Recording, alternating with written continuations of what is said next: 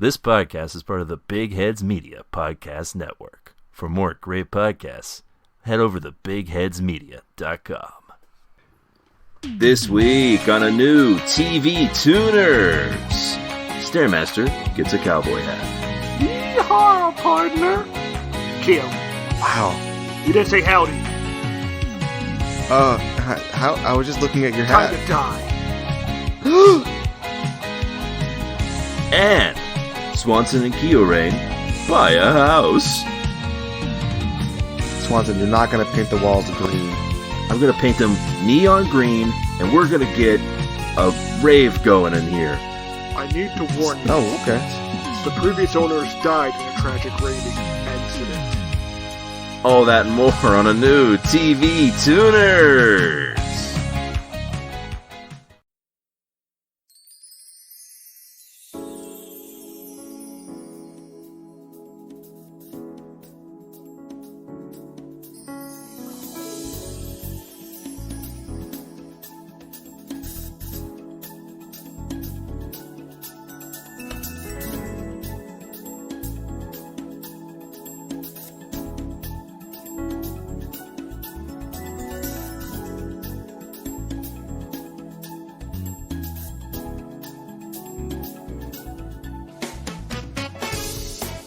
Hi there, folks, and welcome to TV Tuners.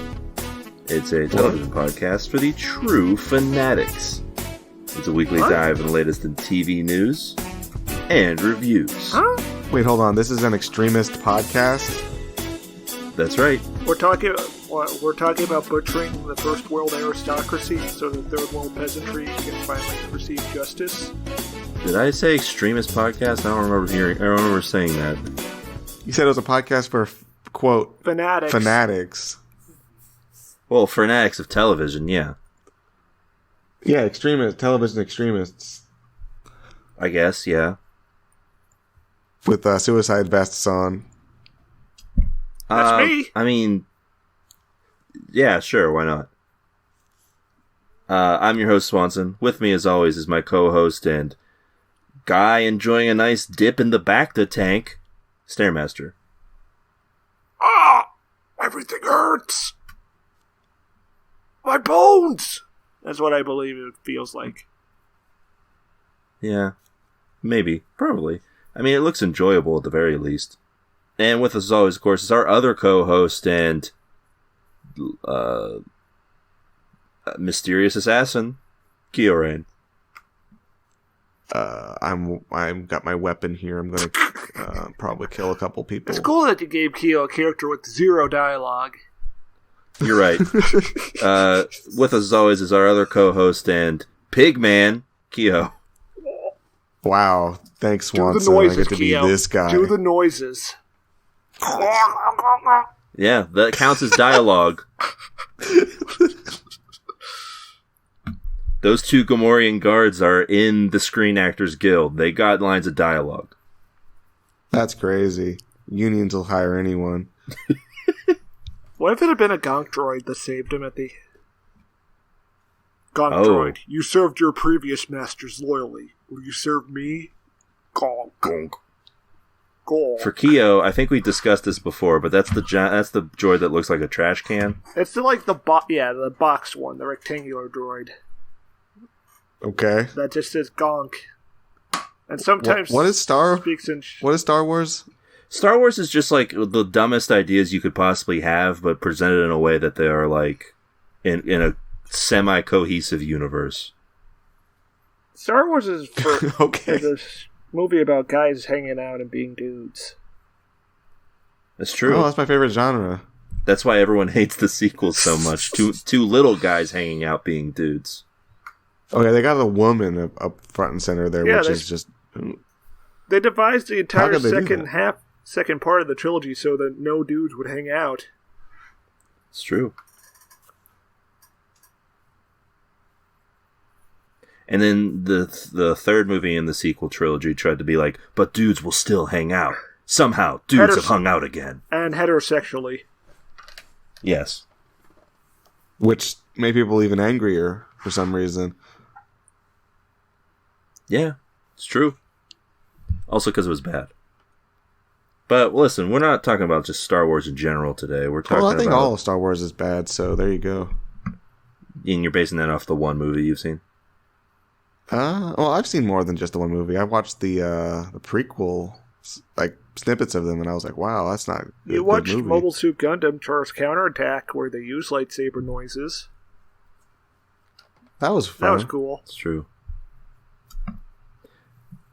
Well, to be fair, Kyoran, the prequels are bad, yes. I'm just being an obnoxious contrarian. Oh, you are? Word? Well, actually, I feel like now we're at the level where the bad parts of the Star Wars franchise are actually greater than the good parts in terms of sheer quantity. I'm going to say the prequels aren't great, but they're better than the sequel trilogy. Because at least they're a work of art and coherent. They do have a coherent theme. That's true. Attack of the Clones is still really, really bad, though. Yeah. Well, what makes those a work of art and the new ones not? Well, because they didn't have a computer at Disney write them. Instead, it was just a weird guy in the desert. You could argue that it has one artistic vision from one guy, whereas the Disney trilogy is like a bunch of hands in a pot. They're constantly they're constantly reading the thermometer to see what the fans want, and then wildly overcorrecting.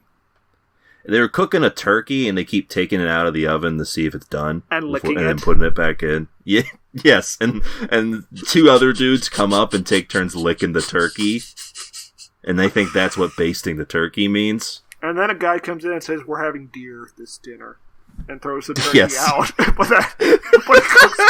but he cooks it wrong, so they have to bring the turkey back in. And they have 2 hours to cook the turkey after all of this. Yeah, one of the chefs has died. Yeah. Also, Han Solo's there, but he's played by someone who's not Harrison Ford. What? Is he cooking? No, he's just like there making snarky comments. While they cook? Yeah. Sounds good to me, honestly. That sounds like a really entertaining movie. Yeah, probably more entertaining than any of those. Harrison Ford is just being paid to have. If we just take this to be a literal movie about cooking a turkey and not a metaphor, I would really enjoy watching this. So, Steamed Hams, the film. Would Harrison Ford be engaged in the material if he was paid to have Thanksgiving dinner, or would he be very bored? Well, what has he got to work with? Is there like a contentious uncle there for him to bounce off of, or is he just having dinner? I think Harrison Ford's uncles are all dead, Keo. Well, nah, he's just been invited to your family dinner. I didn't say it was his uncle. I'm just saying, is there an uncle there? Well, my contentious uncle has died recently due to brain injuries. Well, this is depressing. It's okay. He was like a mega chud. I don't have a contentious uncle, but he could just sort of argue with like relatives about whether or not vaccines are real. What, is Harrison Ford like an anti-vaxxer? No, I'm saying he would argue with them, the people with relatives of mine. I think he would just be like, shut the hell up, and since he's Harrison Ford, your family members would obey. It's true. If Harrison Ford looked at me and said, shut the fuck up, I would do it. All right, what if Harrison Ford just quietly pulled out a canister full of needles and vaccines? What if Harrison Ford pointed a gun at you and shouted he didn't kill his wife? I believe him. Would you inject the vaccine? I would. To both of those questions. Who's Harrison Ford, by the way? Han Solo. Okay. Harrison Ford is the guy in The Fugitive, Keo. He's Han Solo. He's also Indiana Jones. Okay, now I know who he is. He's also the guy from Blade Runner. He's also Frank Fugitive. Yes. So welcome to TV Tuners for another great week. As you can tell, we're already ready to start talking about Star Wars. You want to watch The Fugitive right now? No. Oh. We already watched The Fugitive, former episode. No! Wrong. That's correct. You can go look back through our archives. There's an episode on The Fugitive. That guy did not jump off any dam. It doesn't count. Well, we don't know if he did it later. Are there dams in L.A.? Yeah. I don't think there Maybe? are. No, not dams, I guess. He jumps off that one spot where they filmed the chase scene from Terminator 2. The LA dam, guys, come on. I mean, Arnie also jumped off that. In The LA Terminator 2 dam, chase yes. scene. So, yeah, welcome to TV Tuners for another week. If you're listening to this, and you got any quips, you got any comments, questions? If you made it Perhaps this some far into foresights. the episode, you're braver than any U.S. soldier. It's true. And perhaps you want to send any of those things, a statement perhaps, about how you're braver than any U.S. soldier even. Or if I have an argument with Keo and you want to take my side. Yeah. And any of those, well, you could send them to us at our email address, and we'll read them aloud on the podcast. We'll even No. talk about it. Correct. That email address, by the way, if you want to do that, is tvtunerspodcast@gmail.com. What's that email, Keo-Rain? tvtunerspodcast@gmail.com. That's right. Yeah, that's about it. Okay. See you Of next course, week. we do. That's it. That's the whole episode. Of course, we do have other ways for you to reach us. Perhaps you enjoy Twitter, to which I would ask, why? But if you do, well, we're on Twitter, posting What? great TV content for you to enjoy. That's right. Over at TV Tuners, you can find us, where we're talking about just TV nonstop. But that's not all we do, of course. We scour the globe. Yeah? We also find other people's Twitter content and share them That's right. here. That's what we do. We look for the best tweet of the week, and Stairmaster presents it. And Stair, you got a big one this week, yeah? Yes. And the tweet is almost always about the show we watched this week Yes. and nothing else. Okay, so this True. tweet comes from @PeterXingPing, who writes, "Oh, you really like watching sports? Oh, you know all the player names? I guess you also like gay sex, gay orgy, big muscular gay man, big large sweaty naked gay party, huge gay steamy hot gay activity." Wow. True. This tweet is from 3 years ago. Well, you know, it was a week that occurred. True. Anti-sports tweets are timeless. It's true. Is this an anti-sports tweet? Or is it Yes. just saying that if you like sports, you also like all of these things? I appreciate that he didn't I bring mean- up balls at any point.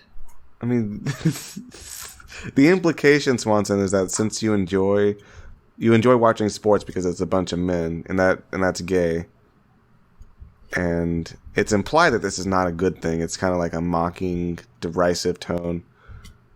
Fellas, it's I don't okay know. to watch another man on television. Yes, and I think that's a good thing. Yeah. That's why if you're truly the most hetero possible, you only watch women. Women's On TV. basketball. If there's a man anywhere nearby, you change the channel. So you can only watch women's sports that only have women in the spectator stands. Yeah. And your favorite Women shows announcers. are Gilmore Girls, but only scenes with the girls, and Golden Girls, but only scenes with the girls, and Designing Women, but only scenes with the women, and so on and so forth. Yeah, I'm pretty sure I've seen animes that only had girls in them exclusively. No Yeah, male characters anywhere. How'd that go? Good. Yeah? They're just like Yeah. hanging out? Yeah, they're literally just hanging out. Yeah, One day I'll watch K-On! One I'm day. gonna give this tweet a tune in. I'm gonna give this tweet a tune in. I'm going to give this tweet a friendly arm around the shoulder. A reach around, if you will. That's what that is? Yeah, I think so. Sounds pretty gay sex, gay orgy, big muscular gay man, if you ask me. I would agree. All right. Well, thank you for that tweet. Yeah, that's congratulations on your victory here today in the Twitter Dome. And with all of that, let's move on. I have an important question to ask. What'd you guys watch this week? Anything fun, interesting? Ooh, I watched The Van, starring Robert De Niro and Wesley Snipes. Ooh, okay. So this is not the John Travolta movie. No, this is the Robert De Niro movie. Okay. This is about it's about a knife salesman whose life is slowly falling apart and he's losing his grip on reality. And he develops a very unhealthy attachment on his favorite baseball player, played by Wesley Snipes. Huh. Okay. And how's that go? Very badly. Okay. Knives are involved. Yes. It's directed by Tony Scott. Ah, yes. The better Scott brother. That's got baseball. Okay. Tune in, I guess. Yeah, also I've been watching Bosch. Oh. What's that? Based off of last week's conversation? Yes, I immediately after that episode ended, I went to Amazon and started watching it. I'm not sure why. I felt like I need to know. Also, you've established previously on the show that you do sort of just love sitting in your bed watching Amazon things. Well, I like watching things in bed. And the only real way I have to do that is my Kindle or my phone. And so you bring Mr. Bezos right into your bed? Yeah, on my lap. He's sharing his bed with Bezos. They should have like an application where you can open it up and it has like a. It's like the telescreen from 1984, but it's Jeff Bezos' face. Yeah, and he gives you a recap of all the shows on Amazon. He talks to you like the guy from Seaman, a weird fish. And he also is voiced by Leonard Nimoy. Hello, and welcome to Amazon. You've been gone a while. Can I interest you in The Boys, Season 3? Let's go ahead and start the recap. So Bosch is like, I would say it's like junk food. It's like constructed to please the neurons in your brain. In what ways? Like basically they got like this is basically like a make-work program for every big-name actor from a great procedural in the past decade. You got Lance Reddick. You got Sarah Clarke from 24 playing Bosch's ex-wife. You got Jamie Hector. Or is it Edgar? Yeah, Jamie Hector, who played Marlowe on The Wire as Bosch's partner. In Season 3, they even got the guy who played the Mummy, who was also the big bad on Season 4 of 24. Made to Season 3 already? Yeah, I'm on Season 3. I watched Season 1 in like the span of 24 hours. Man. Guess it's a tune-in then? Yeah, like a can of Pringles is a tune-in, I would say. But is it like annoying when you get to the bottom of the can? Yes. Oh, okay. As you'll inevitably get to the bottom of the can of Bosch. Yeah. Yeah, I would not tune in. I would not say tune in to a can of Pringles personally. I'd be like, you probably should eat something better. Like what? Time for Keo's Fitness Corner. Health and fitness. Yeah, I would have a spinach arugula salad. Prove it. Have one right now. I have one in front of me, but I'm not gonna eat this. This is like leaves. No, eat it. What the hell? Eat the leaves. Yeah, Keo did say he would have a spinach arugula salad and no dressing. Because dressing's, a lot of empty calories. Kind of defeats the point of eating healthy if you dress it. It's true. Yeah, I'm not eating this, so eat it. I guess I have to now. If you want to see tomorrow. Yeah. You're gonna kill me? We're not gonna kill you. Bosch is. Noted murderer Bosch. Yeah, he murders people on the show, right? No, he's a cop. Oh, you telling me cops don't murder people all of a sudden? No, it's perfectly just. Bosch is like a force for justice. He always gets his man. I can't believe Stairmaster's been like bought in by the propaganda this quickly. He's not only watching Bezos programming, he's bought into the cop narrative on the Bezos programming. I should mention, like, literally episode 1 of Bosch, he goes to court for shooting a man. Okay. But it's a civil suit. Is it like, does the judge like give a rousing speech about how Bosch is correct to have shot this man? Well, the judge rules in favor of the guy who got shot, but they charge him $1 in damages. Alright, well, that sounds about accurate to how it would probably actually happen. Yeah. Well, they're like, he's fine. Yeah, and then season 3, a rich white lady gets off for murder. Because the jury is hung. Nice. Wow, they have like a stacked jury. Yeah.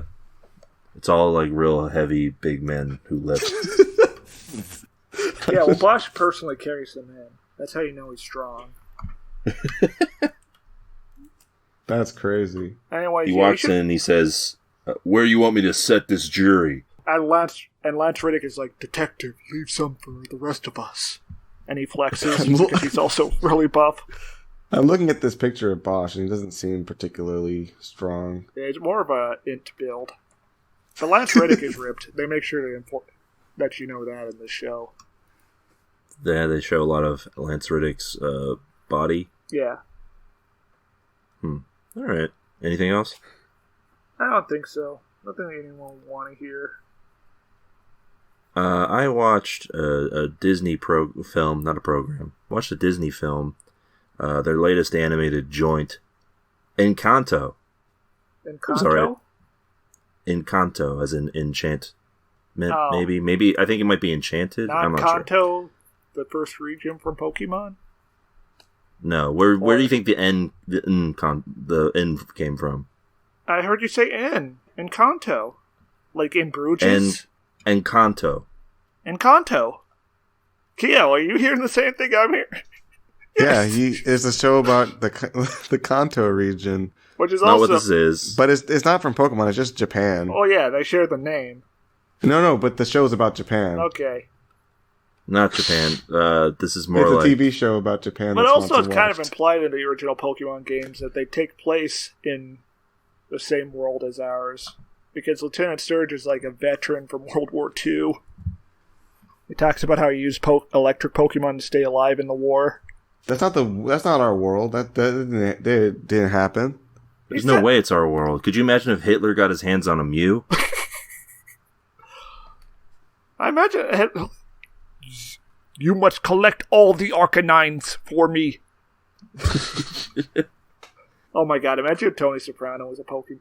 was The Sopranos, but it takes place in the Pokemon world. Hey, watch out for that fucking Pikachu!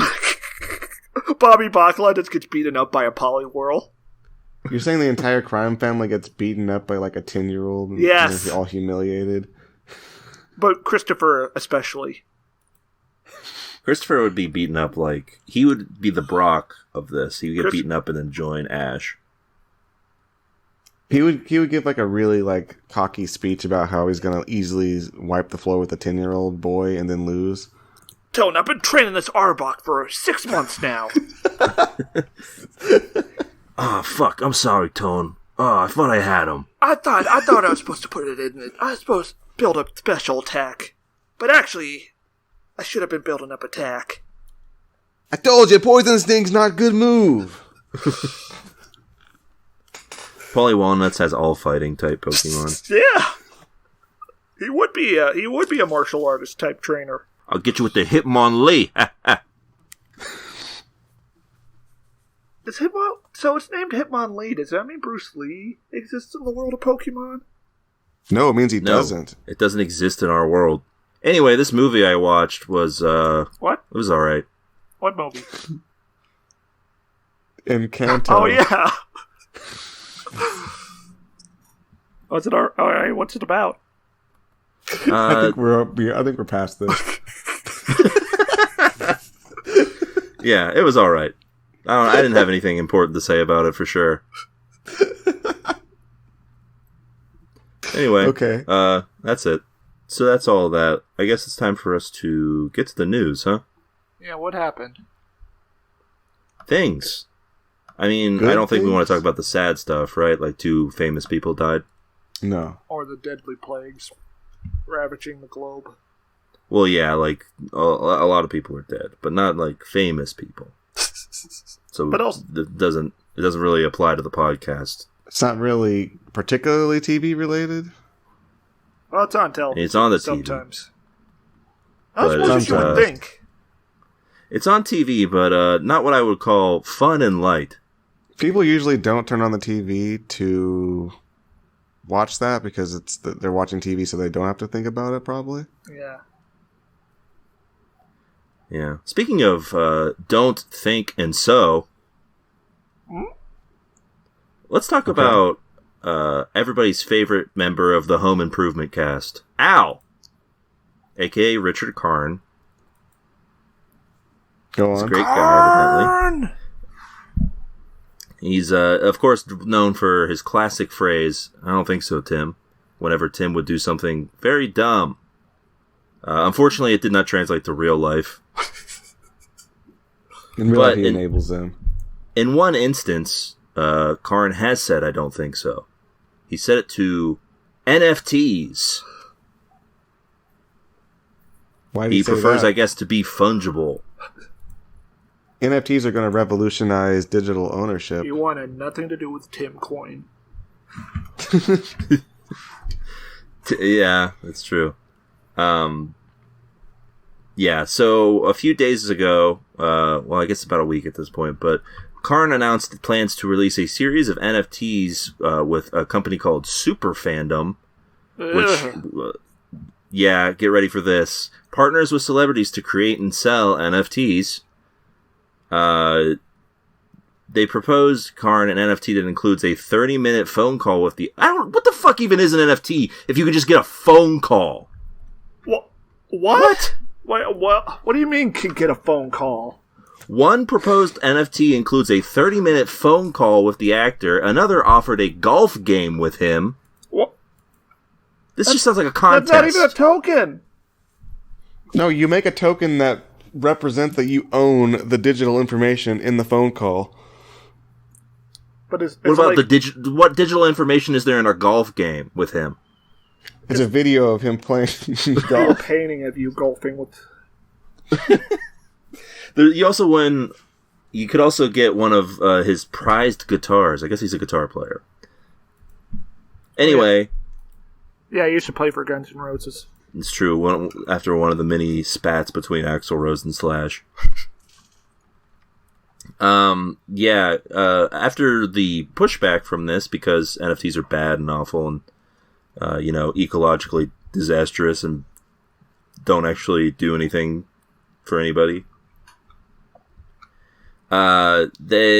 he decided not to follow through with the project, saying, I've thought long and hard about NFTs, and I've decided it's not something I need to do. Correct. Wow. He figured it out and cracked the code. And included in the tweet about it not being something he wanted to do is a picture of him sitting at what appears to be maybe a restaurant or a bar and just cracking a smile as if to say, fuck NFTs. I think he's mostly just confused since he's old and out of touch. He's like, why are you taking a picture of me? I don't know. You're gonna die soon. Those look like Oh, wait, those are his fingers. They look like they were in the glass. What's You wrong thought with he you just took a staring? photo with some fingers in a glass? Yeah, he's laughing like a serial killer would. Like he's just in like the kill house. Yeah, he's like Bill from Too Many Cooks. There's just death happening all around him, and he's just amused by it. And this is just a randomly attached photo to this story. Yeah. I am making this photo an NFT, unfortunately, so I guess he will live on in infamy. In the blockchain. Yes. Anyway, he has said no, but I imagine it's only a matter of time before someone convinces Tim Allen to get on the NFT train.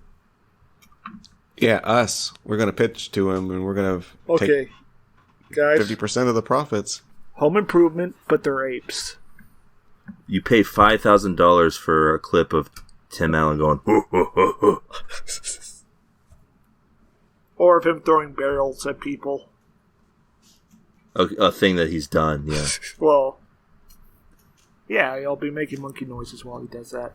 You can pay $5,000 for an NFT of him as the Santa Claus. An ape Santa Claus or just Santa Claus? It's gotta be an ape. He's just the Santa Claus. No, it's gotta be an ape. It's gotta be repulsive, otherwise normal. That way you know that the only people who are looking at it are stupid enough to buy it. We need procedurally generated Tim Allen and sell it. This Tim Allen does not exist.com. These are all great ideas that would definitely sell a bunch. They actually probably would. Yeah, why aren't we con artists?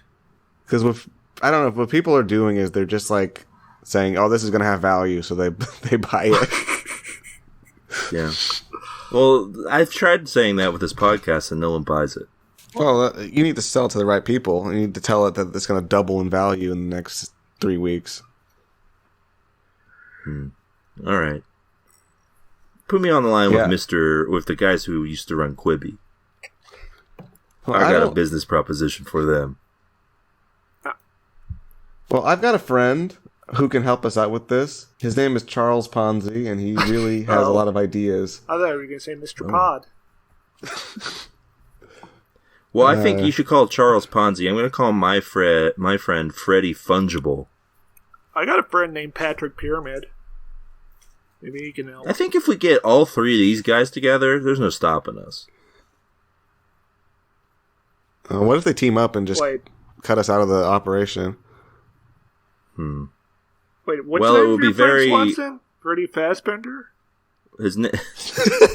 No, that's a different person. His name is Freddie Fungible. Oh, okay. He owns all of the fungible tokens. But can't you just make more? No. He owns them. What if I just fund a new token? No, you can't. But they're fungible. No. You can't do that, man. If I can't do that, then they're non-fungible.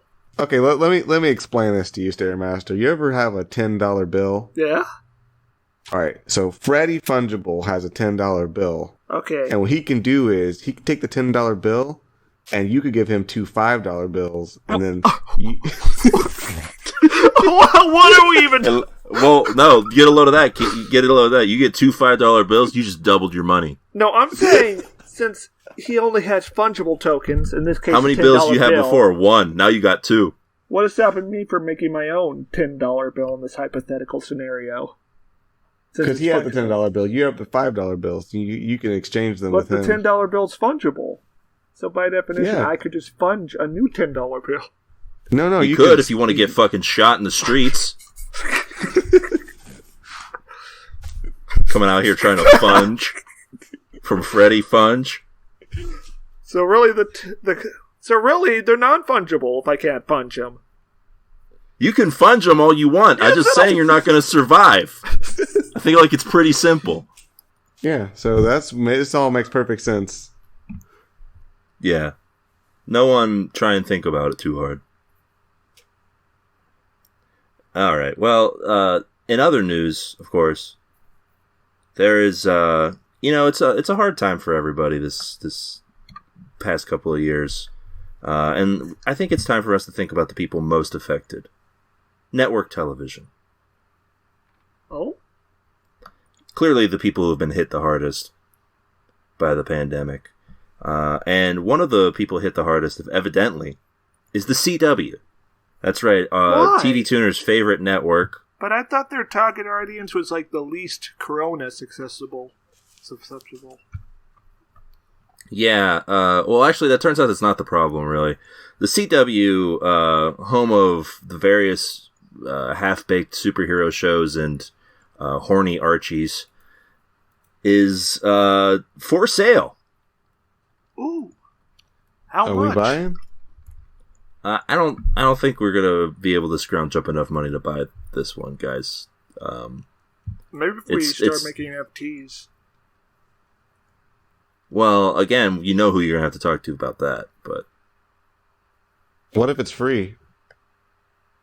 well, I don't think it's going up for sale for free necessarily. You see, in the business world, Keo, when you have a business, what you do is you run that business, and then when you don't want to run the business anymore, you sell it, and someone else runs that business, usually into the ground. Usually what you want to do is accumulate surplus value. Tell me more about this system of money. In a way, a business is sort of like an NFT. Go on. Yes. No, he doesn't have to explain yes. it. A business is like an NFT. You can copy someone's business, but they can get the state to murder you in the streets. That's right. Now you're catching on. So, in a letter issued to the CW employees, CEO Mark Pedowitz confirmed rumors that the channel's joint owners, Viacom CBS and Warner Media, are putting it up on the block, essentially. So here's the sordid history of the CW, in case we weren't aware. Exposed. All the way back in 2006, the CW was formed out of the destruction, essentially, of Warner Brothers' WB network and Viacom's UPN. Rest in peace. The network is jointly owned by the two companies and has been since then, and they're supposedly supposed to provide half of its content. I don't think they actually do that anymore. I'm pretty sure most of the content is superhero stuff. Anyway, the actual logic behind the sale is probably the most interesting part of this, which is that as a network that is driven by ads, the CW is not profitable, really, in that regard. They're very low ratings in terms of the other networks. That explains a lot. They do have deals with Netflix that have allowed them to generate cash and get, viewers on the eyes. And that was all well and good when the deal was struck like 4 years ago. Problem is, now, in this streaming wars era, Warner Brothers and Viacom both have their own streaming services. And they're both hungry for that content. Or rather, both hungry to not give all of that content to another rival, such that it is. So this is like a so they'd rather just situation. Two mothers fighting for the baby. And so they've decided, I guess, to sell the baby. Yeah. And we'll see what happens from that. Netflix, I don't think, is looking to buy CW, from what I've heard. Are they going to cut it in half? No, they're selling it. This is different from King Solomon's story. I mean, it would be funny if they just cut it in half and then we got the WB and UPN again. What if they cut it in half and they had the C network and the W network? I would, you know what? That'd be good. I would have approved. They could take the show and cut the video in half. Oh. In very corporate speak, Pedowitz had this to say about his name is what? We've gone over this. His name is Pedowitz. Oh my god, and he's a TV producer. Given that the environment right now, Viacom, CBS, and Warner Brothers are exploring strategic opportunities to optimize the value of their joint venture in the CW, which is a roundabout way of saying that this is being sold off to presumably something else in the TV market. He must have thought like he was so clever stating it like that. I'm sure someone told him to say it like that. And he thought it was clever. Yeah, probably. Anyway, I would love to buy the CW just to see what shows we could run. Because here's the thing about that owning that company. Sure, you might not make a whole ton of money or anything, but you are going to be able to just put whatever you want on TV because so few people are actually watching. I think people will be excited to see my stint as showrunner for Superman and Lois. Yeah, what are you going to do on that show? Superman's going to have a gaze triced. With? Not. Brainiac. Yeah, Brainiac. Brainiac will be played by Lance Reddick. All right. Which is going to cost a lot, so we're going to have to cut. Is this going to cause shows. marital problems? Yes! That's the entire point. Yeah, is it even really a show if it's not marital problems in there, Keo? No. Right, correct. And there will be a scene where he has to explain this to his children. With Brainiac there with him. Yeah, would it be funnier if Brainiac has to explain it? Yes. Oh, I can see it now, like that moment where they look into each other's eyes, like not sure what to say. You and my and your father. We feel something. It's in my transistors.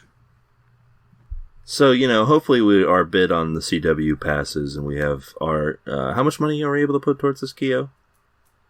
I think the war chest for TV tuners is currently up to $86. Also, Brainiac will impregnate Superman. Well, yeah, of course. And their child will be Doomsday. I think we might be lucky enough to buy the CW. If not this go around, then surely the next time.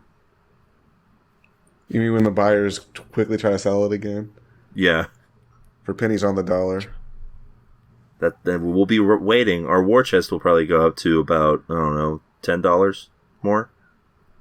$96? Yeah. Maybe we could get that to an even 100. We can make an offer, like we can sit them down, like tell them what's up.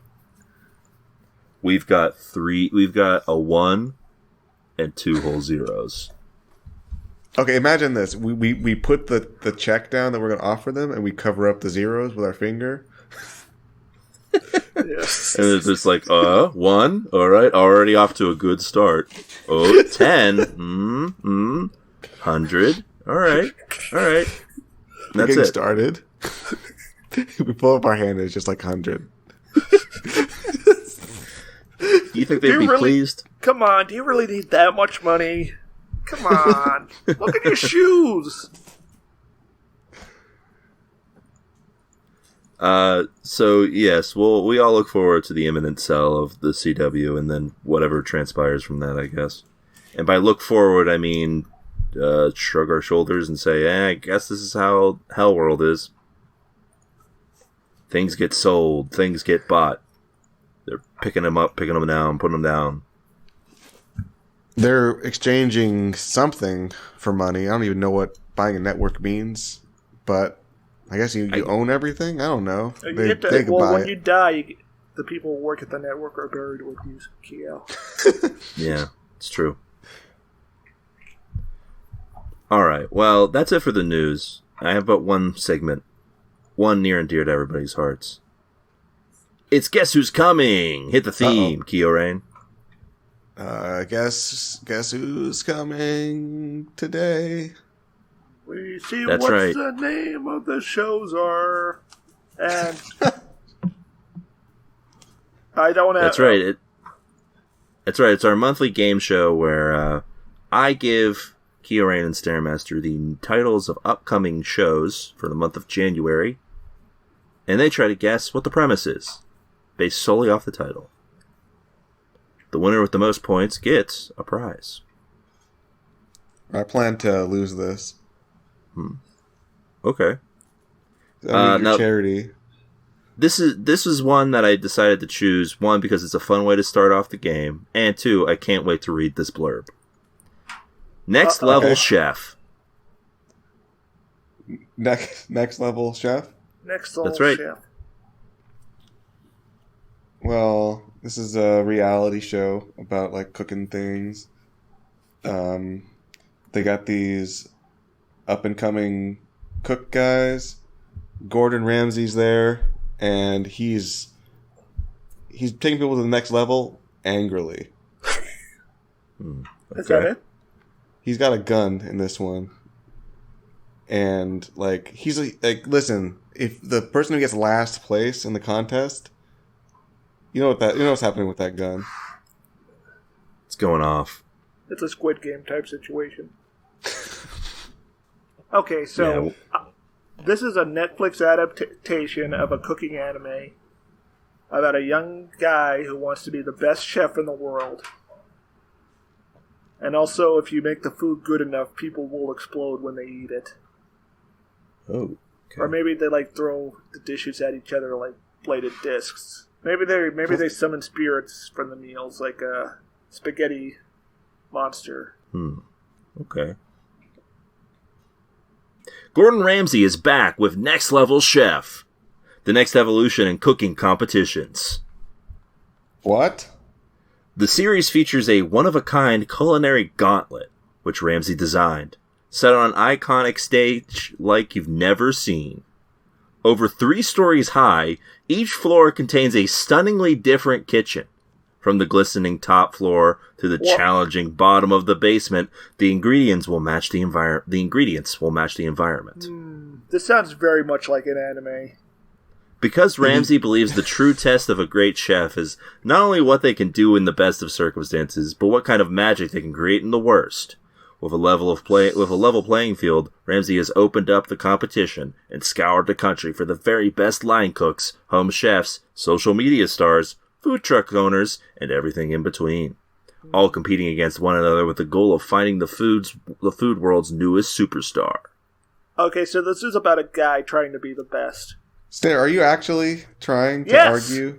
Keo said Gordon Ramsay, and guess who's fucking in here? Okay, but how many animes have you seen where there's like a tower that the guys have to go up?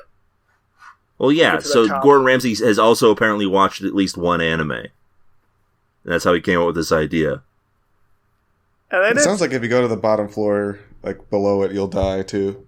Yeah. If you go to imagine they keep building up how bad the bottom floor is, and you finally get down there, and the doors open up, and Gordon Ramsay's just like, oh, fuck, it's Bigfoot. No, it's the California raisins, and they're the only ingredient you have. But you have to... You're gonna have to make something with some fucking raisins. And they're still alive, by the way. And they're saying... Okay, what... Okay, they don't counterpoint, what if they get to the bottom floor of the building, and they open the door, and it reveals it's my kitchen, and he's like, oh, let's go. It's Keo's kitchen. Oh, no. Oh, God. Tread lightly, friends. Get on the fuck out of here.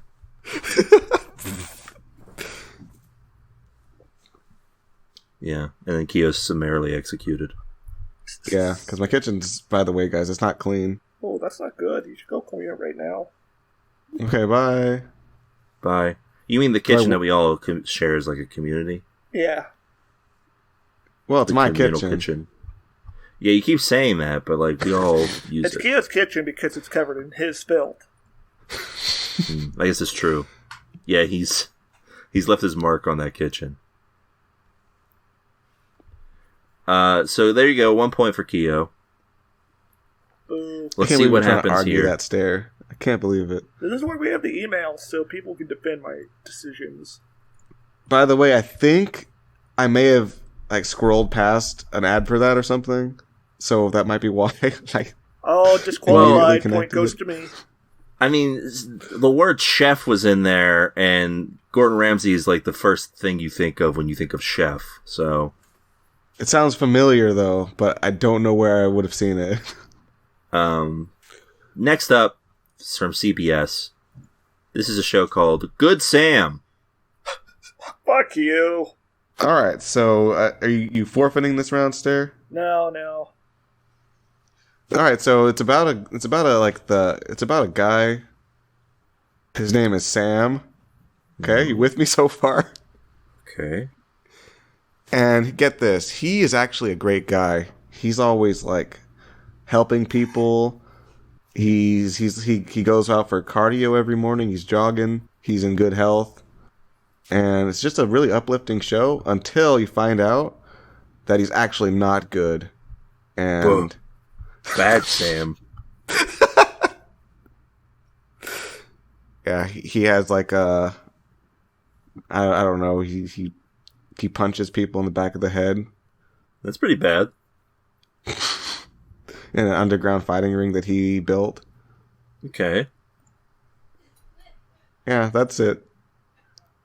Alright, so there's this guy named Sam. He's living his life. He's got a wife. They're happy together. His job is going alright. Then he finds out he has a twin brother. And this twin brother is better at everything. He gets a job and is promoted. He fucks his wife. She comes twice as much. Oh His my kids god. love her more. Sam is like in a real pickle, so he decides to murder him. Will he succeed? Find out next time on Dragon Ball Z. Interesting. Good Sam follows Dr. Sam Griffith, a gifted heart Griffith? surgeon. Griffith?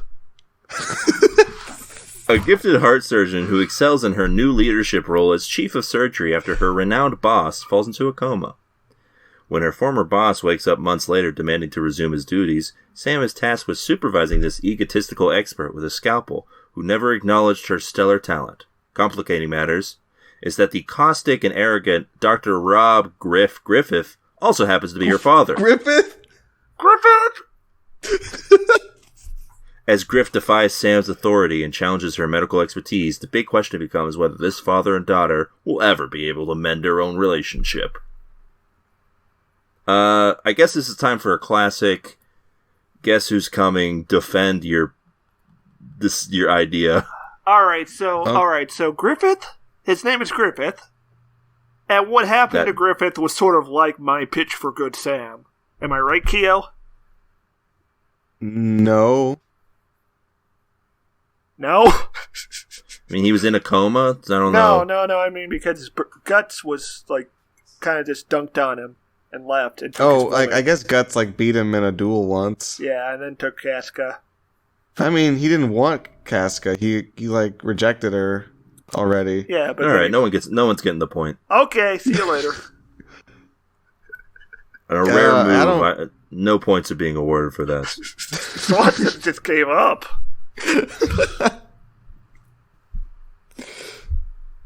Swanson has no patience for the psychologically rich and drama-filled epic known as Berserk. Not when I'm not getting paid. So what you're saying is that people paid you? Yeah. Oh yeah, if somebody purchased a coffee for some kind of Berserk-related media, right? That's right, yeah. And, of course, if you wanted to buy a coffee, you could also do that. BuyMeACoffee/DBTuners. A single coffee gives you a single episode for us to discuss something. Perhaps Berserk? Or, I don't know, something that's not the Space Jam sequel? Griffith? Anyway, no points awarded at that one. Wow. That's a first. So, Keo's still in the lead. Oh. Let's move on to the streaming world. For this series, from HBO Max, My Mom, Your Dad. Wait, my mom...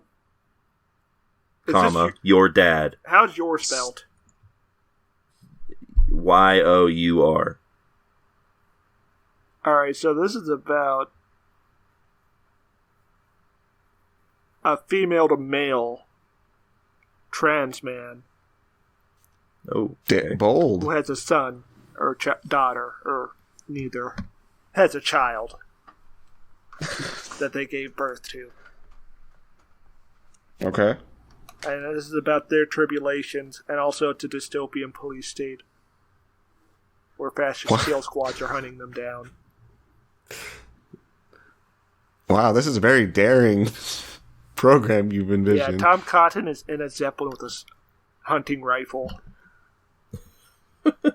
Is he like the president now? Yeah. Truly is an apocalyptic scenario. You're not even allowed to say the word pronoun anymore. Oh my god.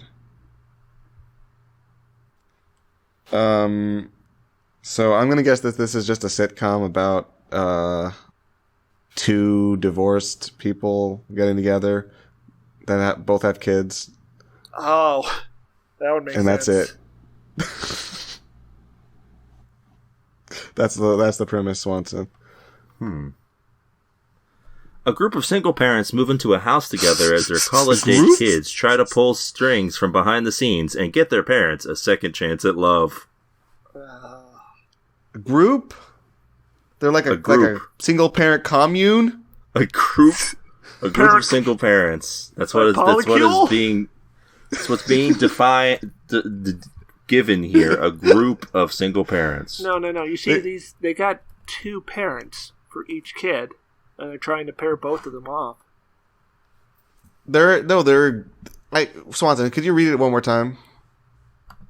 A group of single parents move into a house together as their college-age kids try to pull strings from behind the scenes and get their parents a second chance at love. They have college-age kids doing this? I guess. I don't know about you guys, but when you were in college, were you ever like very concerned about your parents' love life? No. It's probably the last thing I wanted to think about. No, I didn't look up this show before picking the title. It is a reality show that looks kind of dumb. It's a reality show? It sounds like a sitcom, but it's evidently a reality show. Well, I guess it makes more sense now that it's a reality show because a group of single parents move into a house. I don't know. I would love to see how they concoct this idea if it were a sitcom. Like, what could the circumstances possibly be? I don't know. Is it any more unrealistic than a single dad asking 2 of his single male friends to come raise his 3 daughters with him? I guess not. I don't know. This is a little bit beyond, though. But this reality show sounds really stupid, though. Yeah. Like, they should have made my show instead. Probably. I don't know what the message of your show is exactly, but I'm on board. It's that hate is bad. The prejudice is bad, Keo. Okay. And then we gotta vote blue no matter what. That's true. That's Even true. if they've done nothing for you. Next, let's do this one from Apple TV Plus. El Defo. El Defo? Alright, so this guy's like El Chapo, but he's deaf. Expand on that. He runs the cartel through sign language. Okay, that sounds good. And he smashes a guy's head in with a sledgehammer. In the first episode, to establish the fact he's a violent cartel boss. Okay. You see it from his perspective, so it's completely silent.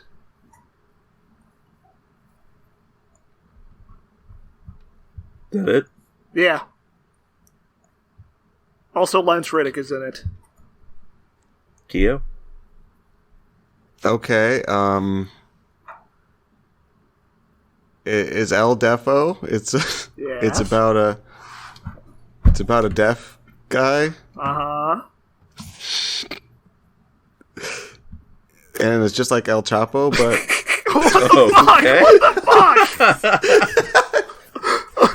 fuck? But hold on. Objection. Objection. Well, It's hold just on. like- He might be going in a completely different direction. just like El Chapo, but El Chapo is deaf. Ah! Okay. And Oh my fucking god. Come on. and there's a bomb that goes off. Oh. And it explodes, and everyone's surprised that he knows it exploded because he can't hear, but he's like, I can still feel the vibrations. Okay. Interesting. Yeah, that's it. That's the entire show? Yeah, it's like 10 minutes long. Oh, it's a Quibi show. Yeah. It's on Quibi. They moved some of the Quibi shows onto Apple TV Plus. Well, we gotta go somewhere. After losing her hearing, Cece learns to navigate school and making new friends, all through the help of her superhero alter ego named El Defo. So her superhero ego is just named the deaf person? I guess. It's not even the deaf person, it's just the deaf. Well, I think the O makes it a deaf person. No. No? I mean, the title just is the death. No, it's Anyway, tell me what one of how your El Defos are super heroic. I think bombs are more related to heroism than whatever Stare said. Mine was I stopped listening to what ours he was were saying. basically the same until the end. Mine was that he crushes a guy's head with a sledgehammer because he's a violent cartel boss. Keo's also not basically the same. They were the exact same. Yes.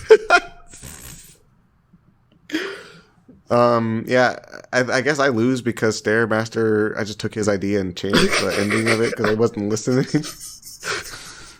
Yeah, sure. Why not? What were you supposed to... Or maybe I win because mine was more about deafness than his was. His No. abandoned the deaf concept. Mine halfway had a through. cool scene pitched around the whole deaf concept. You said it was a sledgehammer. Yeah, Yeah, but you see it from his point of view, so you and don't it's hear completely anything. silent, yeah. It doesn't really affect the events of the story, though. But it involves him being deaf. You're in his shoes. Yeah. Given the Doing point to something that Stairmaster. is not impeded at all by being deaf. Also, I did mention sign language. You didn't. No, there's sign language involved? Yeah, she's making friends at school. And she's got to use sign language for that since she's deaf. Oh, I thought yours mentioned sign language. No, mine mentioned did. sign language. That's why I'm springing this up. You did. I wasn't listening. Rewind the tape. No, As soon as he you start did. talking He about said El he was Chapo, going I to. just He stopped rolls the listening. mob through sign language, is what Stair said. Yeah, because he's deaf. Okay, yeah, Stair wins. Yes. All right. Well, it is 2-1, Stair. You can tie it up with this one from Netflix. Archive 81. Okay, so there's a satellite in space that holds the sum of all human knowledge. It's a bunch of books, and a guy has his dick stuck in the bookshelf between two encyclopedias, and he's stuck. Okay. Can you run that back, Sarah? I wasn't listening. Keo needs to know for his idea. Okay, so there's a satellite, and it's got all the sum of human Okay, I got knowledge that in it. part. What do you get stuck? It got his dick stuck between two encyclopedias in the bookshelf. And As these happens. encyclopedias are stone tablets, by the way, because, paper degrades over time, but stone lasts like 1,000,000 years before. And weirdly enough, as he realizes what's happened, he shouts out, "Just as the stone tablets predicted!" Yeah. Okay. All right. So. And also gonna his make- dick is 81 centimeters. Okay. Okay. All right. Archive 81 is a program about there's like a hidden vault with a computer system that has 81 of the most valuable NFTs stored inside of it. Okay, I'm on board. I like this. Yeah, I'm stealing this concept from the Ape NFT show, by the way. And there's like a guy and he wants it, and there's these other guys who don't want him to have it, and he's looking for it. He wants to find it. The And it's classic like struggle. It was like National Treasure. Yeah, except it's about some kind of stupid like whatever thing. Just like National Treasure. We're about to do some stupid whatever thing. Archive 81 follows archivist Dan Turner, who takes a job restoring a collection of damaged videotapes from 1994, reconstructing the work of a documentary filmmaker named Melody Pendress. He is drawn into her investigation of a dangerous cult at the Visser apartment building. As the season unfolds across these two timelines, Dan slowly finds himself obsessed with uncovering what happened to Melody. Alright, so getting obsessed with a woman, that's like metaphorically getting your dick stuck between two stone tablets on a space station. Is this implying that he was like sexually interested in this, or that he was trying to unravel a mystery? Well, it's a metaphor. I'm just saying, like, he could be emotionally dick stuck. That doesn't really. The metaphor kind of breaks down if there's no sexual. You're just saying that because you want the component to point, not because you believe that. I would be willing to believe that if this show were a show or even a movie created in the mid-90s, that would actually be the rationale for this guy, but not now. If this was in 2003, they would say he's dick stuck. Yes, the show would be called Dick Stuck. Okay, well, mine had a kind of mystery. Like, they don't know where the archive is hidden. Find physical items. He's trying to solve a mystery. He's trying to find out where it is, though. That's still, like, investigating, searching, looking for stuff. Yeah, it's a treasure hunt, not a murder mystery. But it's closer to yours, where he's just, like, having a crisis. Yeah, it sounds like he's having a crisis here. He's getting drawn in. That's not a crisis. That's an adventure. That sounds horrifying. Not adventurous. He is trying to uncover how this lady disappeared, which is usually a murder. Yeah, this sounds very perilous, like getting your dick stuck on a space station. Well, I have a group of villains in mind. Or antagonists, anyway, who are trying to stop him from each other. Yeah, but your guys are like pirates or something. I just said they were guys. I was very vague. Yeah, but I assumed they're like pirates. There's not really a whole lot of antagonism going on in your ideas there. Oh, I mean, yeah, it's man versus self, and man versus nature in mine. I guess you're right. That's not really what's going on in this description, from what I can tell. It's man versus dangerous cult. Stone tablets, that seems like something a cult would have. You said it was a sum of all human knowledge, like they're just part of the collection. He just somehow was erect next to it. Yeah, let's not talk about why his dick is hard. You're right. Let's not talk about it. Keo gets the point. Fuck. Well, congratulations, Keo. Even after the rare no points awarded earlier in the game, you still managed to get a decisive victory this week. Or this month, I don't want the prize, though. Give it to Stare. Thanks. I win. Okay. Yeah. Stare, here you go. It's your very own Boba Fett helmet. Wow. I'm going to wear this for the rest of the episode. What? Now look what's in there. Wow. A bunch of coins. Oh my god. Yeah. They're non-fungible. Swanson, can I have it? You can have the coins. Off the ground. Yeah. Pick them up off the ground. Do I have to make like weird like noises while I'm picking up the coins? And I'm going to wear this helmet for the rest of the episode. You're not going to just sort of randomly take it off whenever you have to enter like an establishment? Even though that's never happened before? Quick conversation with the helmet off. Yeah, you take it off for a quick conversation, even though you've never done that. Okay, listen, I don't know about this Boba Fett character at all. Yeah, but I thought his whole thing was he doesn't take off the helmet. He doesn't. That's the Mandalorian. No, but Boba Fett doesn't take the helmet off either until now. Yeah, and now he's just taking it off. Like, this is a bucket now. Thanks for the bucket. Tamar Morrison suddenly really wants people to see his face. His bald face. Or Jon Favreau really wants everyone to see his face. Anyway, the actor lobbied for this change to the character. That is it for Guess Who's Coming. So I guess now it's time for us to get to the main event. We watched a show, and now we're going to talk about it. The Book of Boba Fett follows Boba Fett and Fennec Shand as they attempt to make a name for themselves in the galaxy's underworld by taking over the territory once controlled by Jabba the Hutt. Did Book of Boba Fett lead you to a galaxy far, far away, or did it throw you into a pit to digest? Wait, it's called Book of Boba Fett? Like it's like a Bible book? Like from the Bible? Yeah, that's right. Because Star Wars is religion to Star Wars fans. True. Okay. Why not? I mean, they literally insist on canon. Obsess over it. It's true. And when they get told things are not canon, then things are really bad. So yeah, we open up here. Boba Fett's taking a nice relaxing bath. That's what it is? Yeah, he's just sort of floating around in a... He's gonna get bored in a second. He's gonna get eaten by a what? A Sarlacc. Well, no, he doesn't get eaten though. Well, he's digested. He sort of easily gets out of it, actually. But he's being, turns fuck out. you. I hate you, Swanson. Gay little bitch. He gets easily taken out of it, actually, when you think about it. But he was momentarily inside of it. Yeah, considering it takes about 2 minutes of the episode. Stairmaster really savored those 2 minutes, though. Stair just really wants to get eaten by a giant pit. Pretty much. I mean, George Lucas came up with the Sarlacc pit because he was getting a divorce while Return of the Jedi was being made. Yeah, What? that tracks.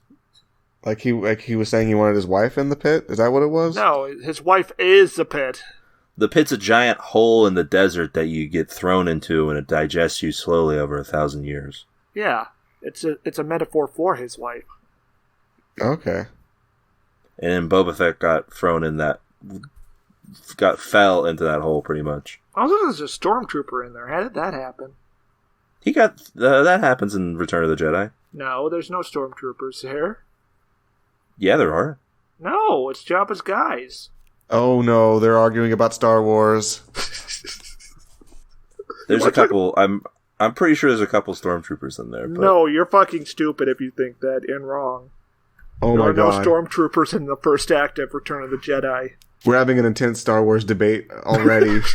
He is very happy about this. There's not a single stormtrooper in Return of the Jedi until Luke leaves Tatooine. Then you cut to what Darth Vader's been up to on the Death Star 2. Huh. Alright.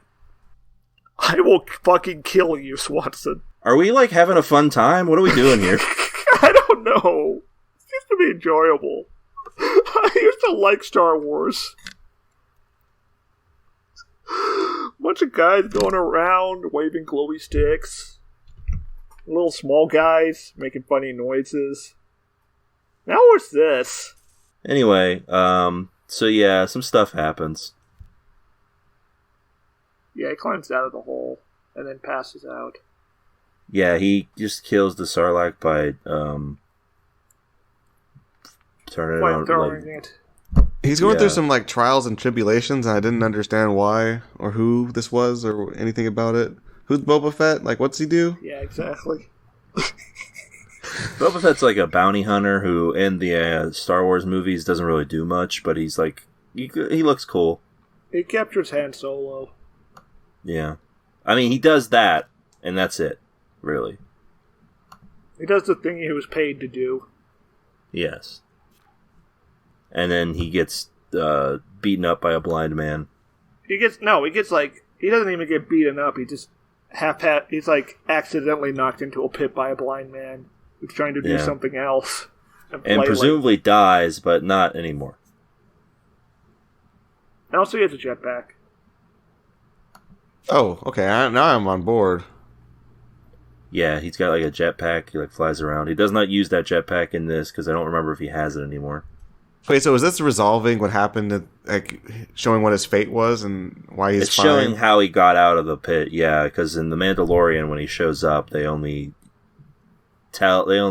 let you assume what happened, so now they gotta show you what happened. Wait, so he just climbs out? He kills it and climbs out, I guess. Yeah, I did not watch the second season of The Mandalorian. It turns out this, thing that slowly digests you is, real easy to get out of if you have the right stuff. Wow. And he just happened to have the right stuff. I feel like most things are easy when you have the right stuff. If you have a gun, a line attack isn't that big of a problem. I mean, it could still be a big deal, though. Okay, if you Depending have a on how- flamethrower like he did. True, yeah, actually. And you're wearing a suit of space armor. He hops out of this bad boy, and some Jawas come down. Those are the little boys that steal all of his armor. That obviously has to happen because that's how the Mandalorian finds it. Or not the Mandalorian. Whoever the guy sheriff was. guy. Yeah, Timothy Oliphant. The Womp Rat guy?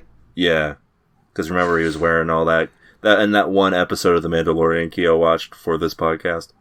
Oh yeah, we watched that, didn't we? We sure did. We watched it. I recall watching it.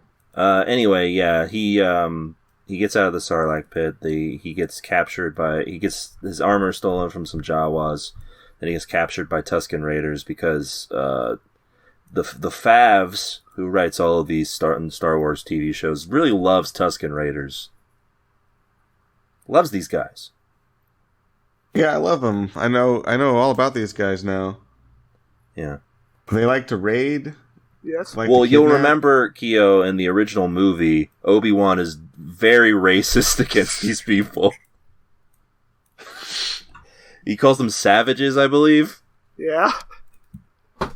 He also sits there frightened easily. Yes.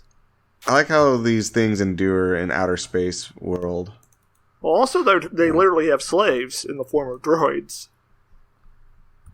Yeah, almost all droids are like indentured servants. If they're lucky.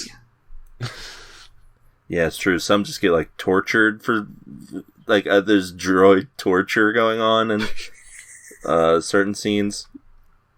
Why do they do that? Can you explain that? Well, it's Jabba's palace that you see them getting tortured. So presumably they just fucked up the count or something. Yeah, the spice count. So they he gets captured by these Tusken Raiders, and eventually he's planning on escaping. But this other rat, this alien snitch. I think he's a Rodian. That's right, but he's a snitch because he's not a figure. He's not a literal rat. Why does he snitch? Like, we don't get subtitles for him. I don't think. I don't know. We don't really get a clue for why he snitched because he's dead before we figure that out. Yeah, we don't even get a name for this guy. They just call him Rodian in the credits. So he's going to escape, but then he gets recaptured and brought back and all that jazz. Fett wakes up after he's been woken up by Ming-Na Wen's character, Fennec. He says ominously, but with no response, "The dreams are back." Which, if I woke you up and your first words to me were "the dreams are back," I feel like we would have to pause whatever was going to happen to discuss what you meant. I would just tell you to go back to sleep. The dreams are back. Yeah, I mean, I guess if you don't know the situation and I say the dreams are back, it could sound like a good thing. The dreams are back. Yeah, you're having a good dream, Swanson? Great for you. Go back to sleep. Yeah. I guess my main thing for the beginning stretch of this is that yeah? Well, maybe it's a problem with the whole show in general, which is that Boba Fett is, even more so than The Mandalorian, a blank slate of a character. In the movies, he exists as like a secondary villain whose motivation is he's going to get the good guys. His motivation is to get money. By getting the good guys, yes. And he in this, he is, for reasons that I think they're planning on explaining throughout the season, he wants to be the ruler of Tatooine, or at least this section of it. And yeah, I don't know. He's gonna do it.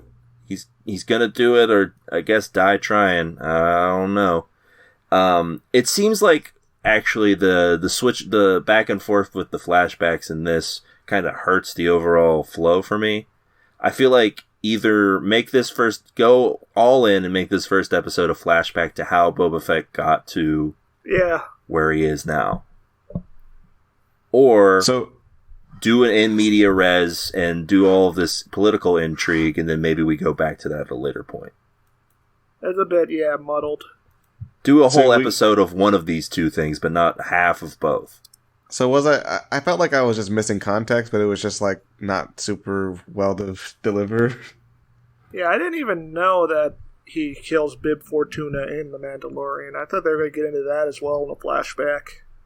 And, I mean, they still might mention it at some point, but he does say he took over for Bib Fortuna, but he doesn't mention the killing part. Can't believe they brought Bib Fortuna back. They did, and they made him kind of fat, which is funny. Like, he got high off the hog. Oh, I don't even want to imagine fat Bib Fortuna. That's so... He was like, he's not like fat like Jabba the Hutt fat, but he was like, he had a gullet. Anyway, so for much of the present day storyline, it involves, it's mostly just set up for where the political rivalries are going to go between all this jazz. We do get a bit of Fett meeting this lady who's going to be, I guess, a crucial part of the show, given that she's listed as a co-star. This is a Twi'lek lady named Garsa Fwip. And Star Wars names are always the best. And she runs this place called the Sanctuary, which is a nice little bar. It seems like from the conversation that they were having that she might be a future interest for Boba Fett. Maybe she maybe she's either leading him astray or she really wants that Boba dick. Yeah, 60-year-old man dick. Yeah. Well, I don't know how old Boba Fett actually is. He looks 60 in that, so that's what matters. I mean, yeah, he went through a fucking pit that's supposed to digest you. Yeah, but he had armor on. That's still, I imagine it's still a lot of work to get through that. And he seems to have some other underlying issues, given that he has to sleep in a Bacta tank, which they're like they're healing tanks. Kyorain is what they are. Oh, like from Dragon Ball Z. Yes. Yes. Yeah, Dragon Ball Z, the originator, of course, of that. Yeah. And definitely not an idea Akira Toriyama just sort of took from Star Wars. Like all of Akira Dragon Ball Z Toriyama's came ideas. first. Well, yeah, when you think about it, I mean, the Saiyans are sort of like Jedi. No. No? No, the Saiyans are like Klingons. Expand on that. They're a warrior race. But when did the Klingons get, like, a higher level of power? Where they get to go, like, ah! When Torta came along and people realized how much they loved Michael Dornan. That's when it happened. Okay. So they're Klingon Jedis. Yeah, Klingons are Jedis. Okay. Darth Vader's Char-ass. But Saiyans are not Jedi. Yeah, no. I think I'm following this logic here. Yes. There's a Venn diagram going on.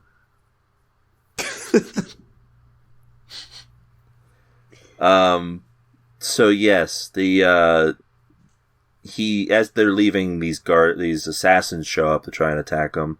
I feel like this fight scene is kind of wonky. Well, especially because there's a better fight scene later, and also the chase scene is better.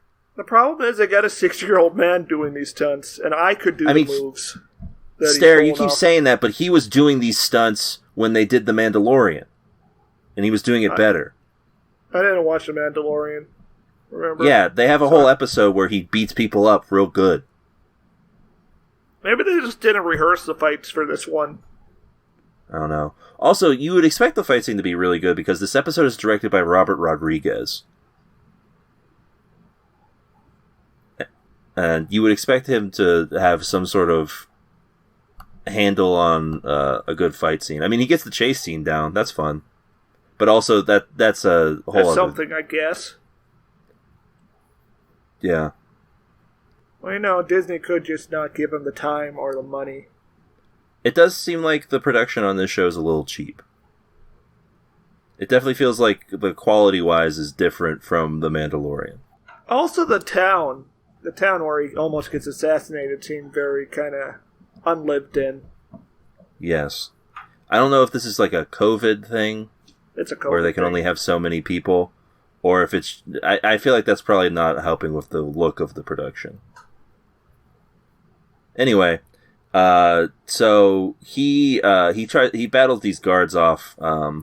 Luckily, these two pigmen that he'd spared earlier managed to help him out in this situation.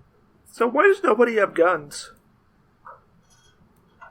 A great question. I guess they just don't like guns in this one. I don't know. It's just Dune rules now. Yeah, I guess it's all close combat now in Star Wars. A great question. Not sure. Maybe Jabba outlawed guns. Yeah, because otherwise he would get shot because he was not a nice guy. True. Yeah, that's true.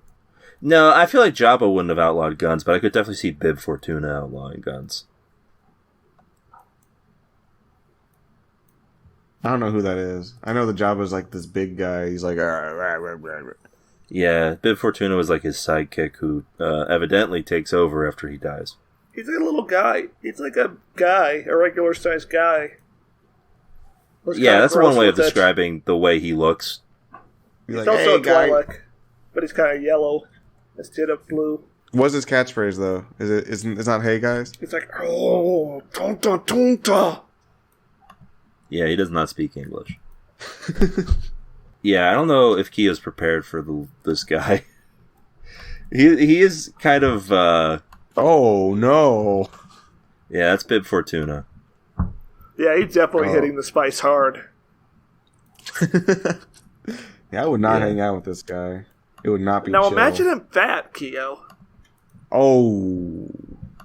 Yeah. Yeah, imagine like his neck is even more bulbous. Oh.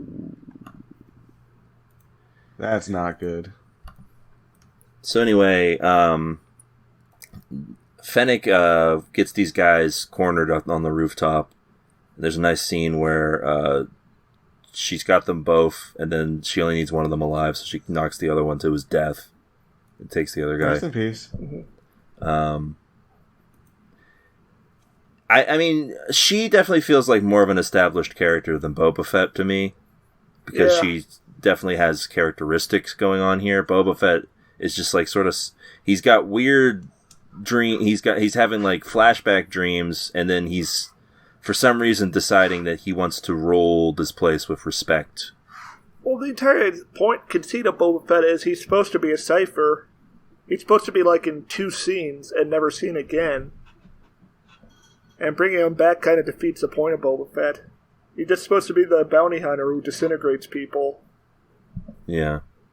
No, he has like a deep inner conflict, and he has a moral code. And you're not gonna, but listen, you're not gonna get all that here. You're gonna have to watch 7 episodes of this show before you get also all Star Wars 5 and 6, Episode 2, and the Clone Wars. Before you get any of that Boba Fett knowledge. Okay, let's take a mysterious character who's probably only interesting because you don't know anything about him, and just like let's explain his deal. Let's get his deal under control. So he gets taken to the Bacta tank again. Listen, these pig guards have already earned their pay, considering they dragged this dude into this tank, and I guess they know how to turn it on. Good on them. I assume it's very easy. Since it's at home Bacta tank. Yeah, it's true. It has to be pretty expensive to get an at-home Bacta tank. He has another flashback. This time, him and this Rodian are taken to go collect melons. I think that's what these things are. I thought they were eggs. Maybe. They go into the desert to collect them, and this large sand creature shows up, and I really enjoyed the design of this creature. It's like the Lionels from Breath of the Wild. Yes, yeah, kind of. Except only like longer and like and more swole. It's like Goro from Mortal Kombat. It is very Goro. It's a very energy. pissed off animal. I kind of wish he would have just murdered this Rhodian even harder than he did. Yeah, like just decapitated him. Yeah, I was expecting At him to least- rip him in half or something. At least have a shot of like the dunes getting splattered with blood. Yeah, something. But instead, the guy just gets like pounded into the ground. This scene's kind of fun. I like the Fett strangling him. Kind of like how Jabba the Hutt dies. So yeah, he saves the little Sandman from the big guy, and the Sand Dad is like, and gives him some water, and the episode ends. Pretty much. True to The Mandalorian, not a lot actually happens in the episode. But, I mean, technically more happens in this episode than in most episodes of The Mandalorian. It's just that it's split between two narrative threads. And I feel like I always harp on this, but it's just because most of the time it's not done to a level that I think is, like, entertaining. Which is that a lot of times when there's multiple narrative threads going on, they feel like they're all only scratching the surface of something instead of giving me a full story or even a full part of a story. Oh my god. Yeah, it's kind of like a slideshow of some things that happened. Swanson, Keo, you know what they should have done? They should have made it like The Godfather Part 2, and they had flashbacks to Jango Fett Slipe. Yeah, something like that. Why not? And Jango Fett is also played by Tamara Morrison. Well, yeah, he was. Yeah, exactly. But he's also still 67 years old. Yeah. Or however old he Hopefully is. they would give him his hair back. No. It's sad that they took it away from him. They should give it back. Disney can't keep getting away with it. Yeah, I mean, I don't know. Maybe they just like this bald, looking like he's Marlon Brando at the end of Apocalypse Now look that he's got going on. So yeah, that's it for the episode pretty much. Yeah. What are our final thoughts? Kind of dull. No. Especially confusing if you don't know what Boba Fett is. And I don't know who Boba Fett is. Yeah, did they give you a reason to care about Boba Fett in this first episode, Keo? No, not at all. It was like, oh, this guy was having a hard time today, I guess. And he's out of it. He's running things now. And he's gonna rule with respect. That was it. Yeah. Stare, what are your thoughts? It's gay. Is that good or bad? Then? No, it's bad. Oh, why? I didn't have fun watching it. You can tell by the way we're talking about it. Yeah, I don't know. I feel like maybe it could get better, but I'm not like we only watched one episode, and this episode was not my cup of tea. I don't understand the point of the Sand Person plot. I'm guessing what we're going to get here is the reason for why he wants to be on Tatooine still. Because in The Mandalorian, he leaves and then comes back. Yeah, well, I didn't see The Mandalorian. So fuck well, you. that sounds like your problem, bitch. You know what I did see? Bosch. Is this like a sequel to The Mandalorian? Like, it's like, now that The Mandalorian's dead, they're going to talk about Boba Fett? Well, he's instead? alive. They're both alive. The only person dead is Bib Fortuna. Rest in peace. Also, Giancarlo Esposito's dead. No, he's alive, actually. He He's is alive. still? Yeah. You'd know if you watched. I got bored after, like, the second episode where the Yoda kept eating that lady's babies. Yeah, that was kind of fucked up of Yoda. Although, I guess you can't really put morality onto a child, but, a baby. He's 50 years old, Swanson. Yeah, but we don't know the mental capacity of Baby Yoda. True. It's not been established. And it still wasn't in Season 2 of The Mandalorian. Better not be. Well, I guess technically it was kind of established at the end that the Baby Yoda is able to, like, carry on full conversations with people via Jedi mind shit. Oh, that's scary. Do not trust. But he has not yet perfected the English language like Yoda himself has. Perfected is what you would how you describe his perfected command? it, yes. Yeah, you don't think that's the perfect way to speak English? So you're saying that, like, if we got better at English, we'd talk like Yoda? Yes. Okay, now I agree with you. Okay. Anyway, I'm gonna be, I don't know. I want to like the show more than I did, is really the thing here, so I guess I'm gonna have to give it a sullen tune-out. I'm sure... Tune-out for me. I'm sure later episodes will be fine. This one was just not what I wanted. It's gotta be one or the other for me, because, like, I would have been fine with either, but I got both, and then both weren't, like, a full thing. Just do either an episode where he hangs out with these sand people and learns a whole bunch of stuff, and that's why he wants to... And then end the episode with... We go back around to him killing Bib Fortuna. Yeah, they really kind of breezed through his, like... His adventure recovering from the Tarlac, whatever. The Tarlac. Yeah, that also could have been something that maybe you don't breeze through, considering that it's supposed to be like a huge thing to get out of. But, whatever. Or you just start in media res and have him start dealing with the political intrigue in this area. Really, you should just show him in the sand and not even explain how he got out. Yeah. Yes. Just have him hanging out in the sand, and like a few blocks away is a dead Sarlacc pit. Yeah. Anyway, that's a tune out for the Book of Boba Fett, sadly. Yeah, watch Gundam instead. Yeah. Yeah, when you think about it, Char is kind of like Boba Fett. They both wear things on their heads. No, Boba Fett is like the Black Tri-Stars. Okay, in what way? They're really hyped up, but they eat shit the first time they fight someone. True. Yeah, that counts. Anyway, that'll about do it for this week's episode of the show.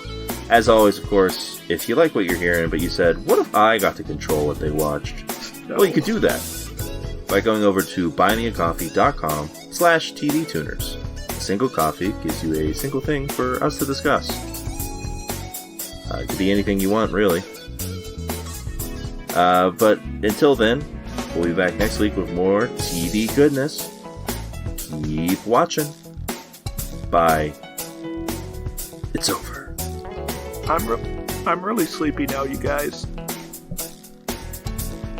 Oh, hey folks, it's time for the TV Tuners Fact of the Week. Did you know that Stairmaster ruled Tatooine for 3,000 years? That's right.